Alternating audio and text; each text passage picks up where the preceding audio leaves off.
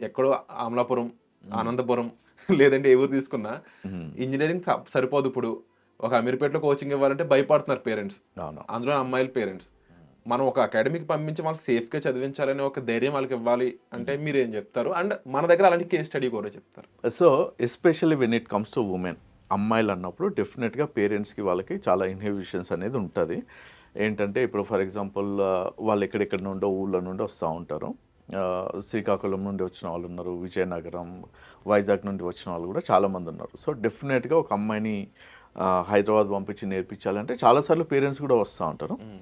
So, first thing from as a founder Innomatic side నుండి నేను చెప్పేదేంటంటే I think 40 to 50% of our workforce is women, oh! and our company CEO she herself is a woman. So we wonderful. believe in that. Okay. ఓకేనా? So women empowerment అనేది చాలా చాలా important. First thing. Second thing ఏంటంటే పర్సనల్‌గా చూసుకున్నా కూడా ఇప్పుడున్న సిట్యుయేషన్స్‌లో ఒక వుమెన్ అనేది 100% ఇండిపెండెంట్‌గా ఉండాల్సిందే. హ్మ్. ఓకేనా? మన కల్చర్ గ్రాడ్యుయల్‌గా చేంజ్ అయితుంది. మన మ్యారేజ్ సిస్టమ్ అనేది గ్రాడ్యుయల్‌గా చేంజ్ అయితుంది. So don't leave your daughter